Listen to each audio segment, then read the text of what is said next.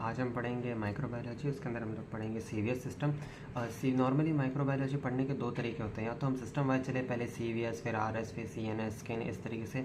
दूसरा होता है कि हम कॉजेटिव ऑर्गेनिज्म के हिसाब से चलें, जैसे कि बैक्टीरियोलॉजी, वायरोलॉजी, पैरासाइटोलॉजी, माइकोलॉजी। अब नॉर्मली क्या होता है, ज़्यादातर जो टीचर होते हैं, प्रोफेसर्स, वो कॉजेटिव प्रेफर करते हैं, क्योंकि सारी बैक्टीरियोलॉजी सेम होगी, वायरोलॉजी सेम होगी, पैरासाइटोलॉजी सेम होगी। पर नॉर्मली जो पेपर आता है, हमारा जो सिस्टम है, जो सिलेबस है, वो सिस्टमिक के हिसाब से चलता है, तो हम सिस्टमिक के हिसाब से चलते हैं।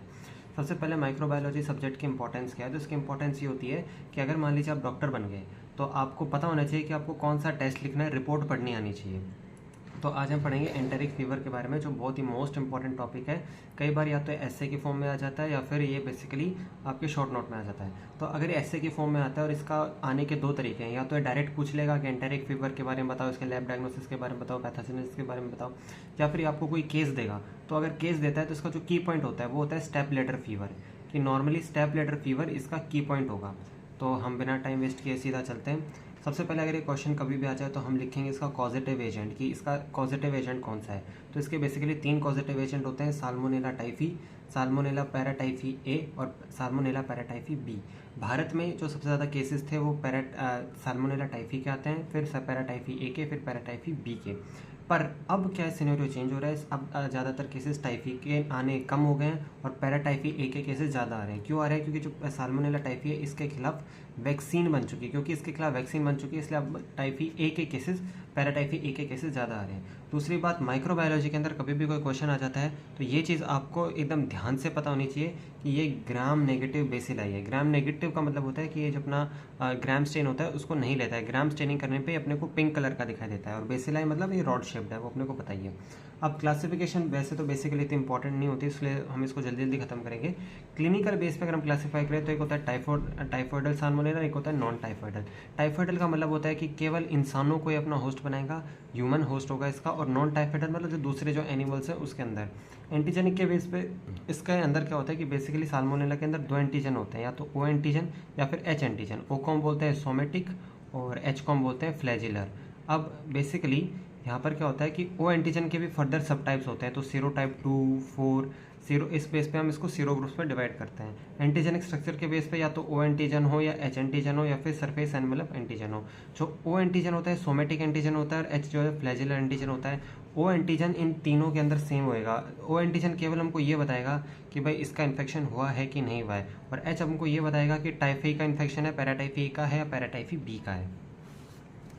अब नेक्स्ट हमारे पास है क्लिनिकल मैनिफेस्टेशन। तो देखो, माइक्रोबायोलॉजी यहाँ इंपॉर्टेंस रखती है कि अगर आपको ये पता होगा कि भाई एंटेरिक फीवर के क्या क्या क्लिनिकल मैनिफेस्टेशन है, तो आपके पास कोई भी पेशेंट आएगा तो आप तुरंत उसके सिम्टम्स देख के, उसकी हिस्ट्री देख के बता दोगे कि भाई इसके कौन से माइक्रो ऑर्गेनिज्म का इन्फेक्शन हुआ है।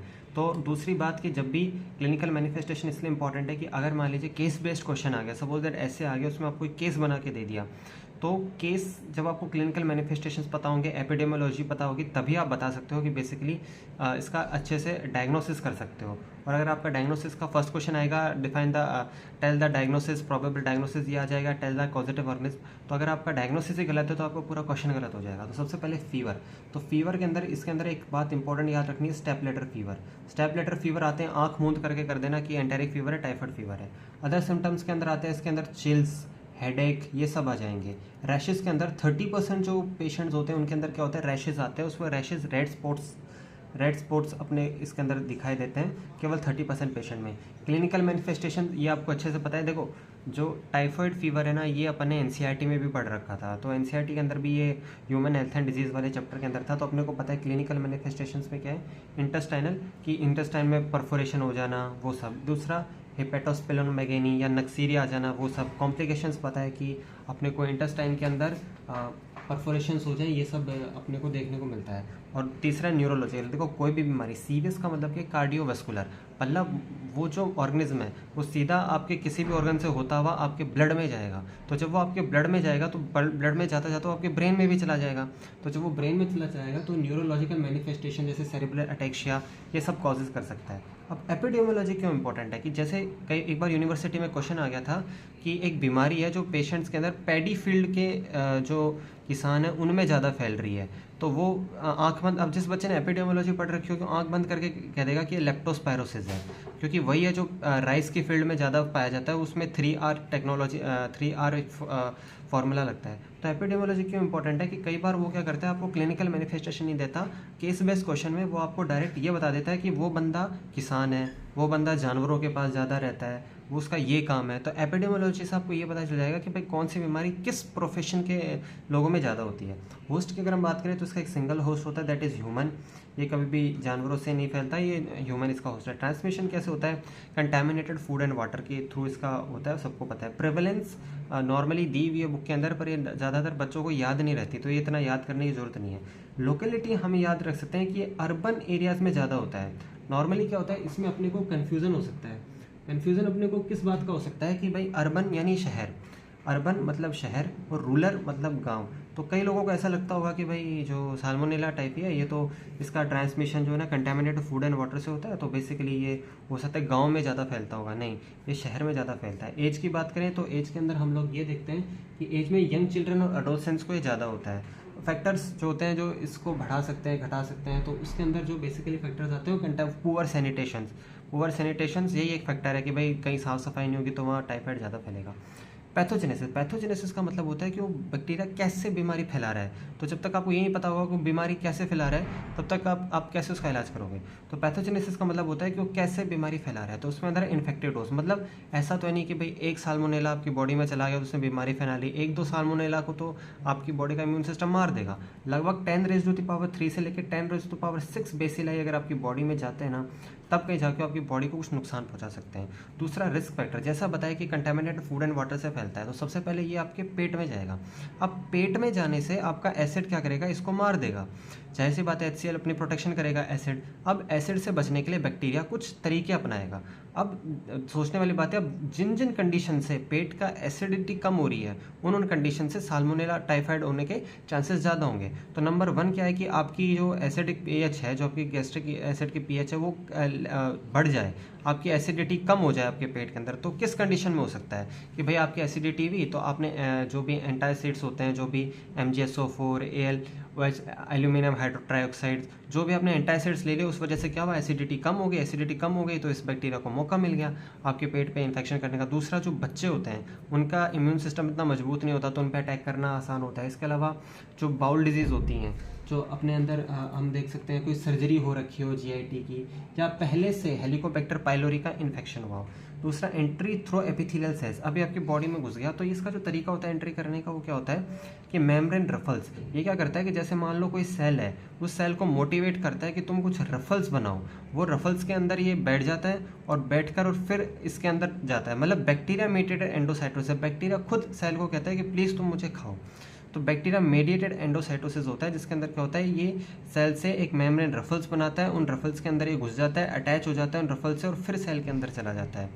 फिर ये एक बार अगर सेल के अंदर चला जाता है तो फिर क्या होता है, नेक्स्ट ये मैक्रोफेजेस के अंदर चला जाता है। अब होता क्या है, नॉर्मली हमारी ये जो मैक्रोफेजेस होते हैं इसके अंदर लाइजोजाइम होता है।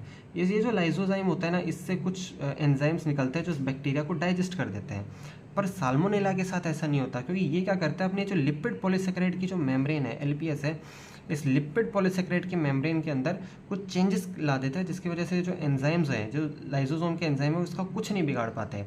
उसके बाद क्या होता है, ये इसमें मैक्रोफेजेस में डिवाइड करता जाता है और फिर ये पूरे ब्लड में फैल जाता है। अब प्राइमरी बैक्टीरिया क्या होता है, प्राइमरी बैक्टीरिया में होता है कि आपका जो साल्मोनेला है पूरी बॉडी में फैल चुका है। और सेकेंडरी होता है कि भाई इसने किसी लीवर और जो इंपॉर्टेंट ऑर्गन्स थे वहाँ अटैक कर दिया और वहाँ से फिर ये पूरी तरीके से फैले जा रहा है। टाइफी और पैराटाइफी में डिफरेंस क्या होता है कि वो मैंने बता दिया कि टाइफी पहले ज़्यादा था पर वैक्सीन की वजह से भी कम हो गया है, और पैराटाइफी में A और B आते हैं। अब आजकल A ज़्यादा बढ़ गया क्योंकि इसके खिलाफ वैक्सीन अवेलेबल नहीं है। कैरियर क्या होता है कि कई बार क्या होता है, कुछ पेशेंट्स का टाइफाइड जो है ठीक हो चुका है, वो क्योर हो चुके हैं, पर वो अभी भी टाइफाइड फैलाए जा रहे हैं। इसमें सबसे फेमस नाम आता है टाइफाइड मैरी। टाइफाइड मैरी जो अपन ने बचपन से पढ़ते आ रहे हैं, जब अपन ने नीट की तैयारी की थी तब भी अपन ने पढ़ा था इसके टाइफाइड मैरी के हिसाब से। तो ये जो कैरियर्स होते हैं 2 प्रकार के होते हैं, फिक्कल मतलब जिनके जो फिक्कल मटीरियल है उसमें टाइफाइड का बैक्टीरिया निकल के आ रहा है, और यूरिनरी यानी इसमें यूरिन में जो है टाइफाइड का बैक्टीरिया निकल के आ रहा है। ये ज़्यादा कॉमन होता है, और जो यूरिनरी कैरियर्स होते हैं थोड़े कम कॉमन होते हैं, ये इतने कॉमन नहीं होते हैं। अब शेडिंग, शेडिंग में होता है कि जैसे मान लीजिए किसी का जो है वो पूरी तरीके से ठीक हो चुका है। अब इसमें क्या होता है, फिक्कल का मतलब है कि उसका जो टाइफाइड था उसने गॉल ब्लैडर के अंदर है ना अपनी जगह बना ली थी, गॉल ब्लैडर में ज़्यादा उसकी कंसंट्रेशन थी और इसके अंदर ये ज़्यादा कॉमन है, मोर कॉमन है। और यूरिनरी का मतलब होता है कि उसकी जो कंसंट्रेशन थी वो ज़्यादा किडनी के अंदर थी, ज़्यादा किडनी के अंदर कंसंट्रेशन बढ़ गई थी और ये लेस कॉमन होता है।